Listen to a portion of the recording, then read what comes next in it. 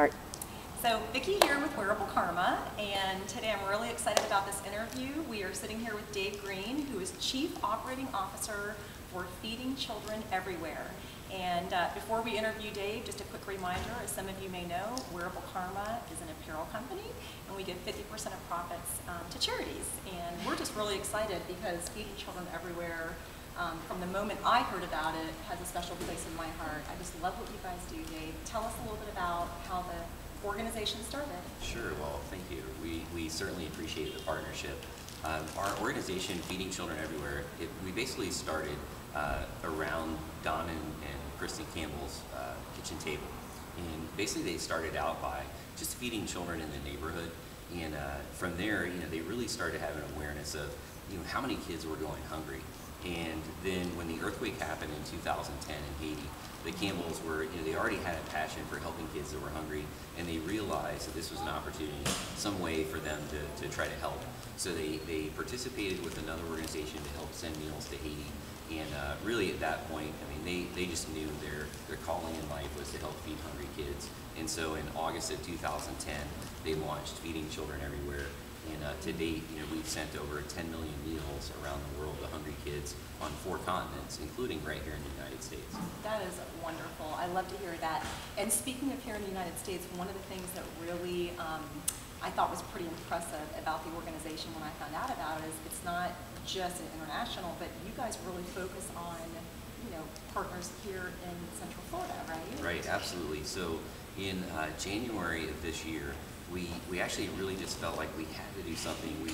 We were hearing so much about the need here in the United States, and so we did a pilot program with the Orange County school system here in Orlando, and we put meals in 38 schools. And it was really just a test to see, how much was the need, and was the meal going to be received well? It's a healthy lentil casserole, and we wanted to make sure that the program would work. Well, within a week, 2 weeks, we started having schools that we had sent meals. They were already calling us back, asking us for more meals. So we knew the program was something that was really needed here in the United States. So really since January of this year, call it a little bit over 11 months, we've actually sent about 5 million meals to crisis food pantries and public schools all across the United States. That is amazing. Tell us about the 25-cent casserole. What is in it? Yeah, so it's a lentil casserole. It consists of lentils, dehydrated vegetables, pink Himalayan salt, which is really there because the amount of mineral content in the salt, not only does it provide excellent flavor for the meal, but it adds a great nutritional component. And then there's also rice. The rice is important because combined with the lentils, it gives the body the whole cycle of amino acids that it needs. That is awesome.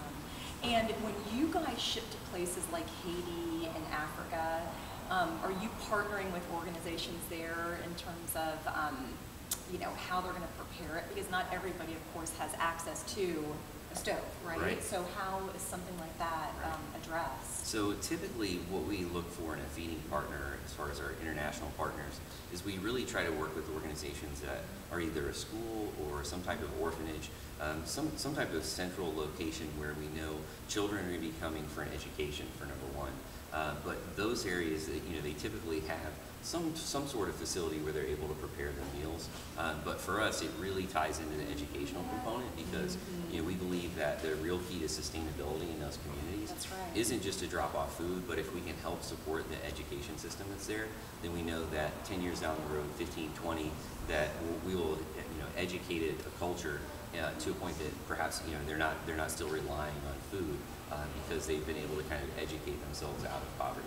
Yeah, I'm glad that you brought up that point because just recently I was listening to an interview online of this guy who wrote this book, When Helping Hurts, and it's basically about, have you heard about that? Right. When mission groups go in and they help for a week or two, but they don't really consider, the long-term support of the community. But it sounds like you guys have thought even that through. Right. And I think that's wonderful. So you're thinking ahead 10, 20 years, and what it's going to look like, in terms of support. Yeah, and we have a vision, and sometimes people call us naive, but we dare to dream big. And our vision is that, by the year 2020, that we'll at least be able to provide sustainable access to food all across the globe.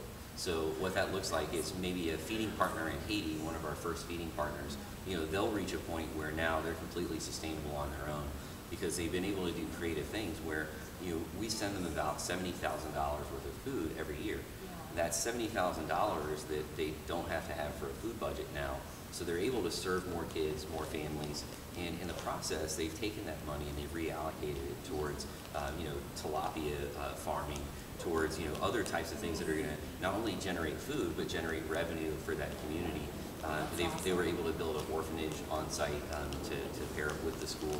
So we've been already in just a few years, we've been able to see some of the results start to happen. But we expect in communities like that by 2020 that they're completely sustainable on their own and they're not even relying on food from us, which is great because then it means that there's more parts of the world that we can deploy the food resources that we have. Well, seeing the fruits of your labor is always so rewarding. And at Wearable Karma, we certainly don't think you're naive. We think that you guys are amazing. And I'm just really excited about partnering with you. I mean that from the bottom of my heart because I just believe in the concept and I love how you guys engage the local community in the packing events, and it's just very fulfilling. And so, Dave, invite anybody to come out and join you for an upcoming event. Sure, definitely. Go to our website. It's feedingchildreneverywhere.com. If you go to feedingchildreneverywhere.com and just click on upcoming events, you can see our calendar of events all across the United States. And we'd love to see everybody out to volunteer at one of our events. They're a lot of fun, and you really get to make a meaningful difference because you get to package the meals hands-on and really then even track where the meals are going around the world. You know exactly where that meal is going to end up. Right. That's a great thing. And well, thanks for joining us. Sure, appreciate your time. Thanks everybody for watching. And just remember that if you go to wearablekarma.com and you buy something, when you check out, you can choose Feeding Children Everywhere as the organization of your choice that's going to receive the profit. Thanks, and see you guys next time.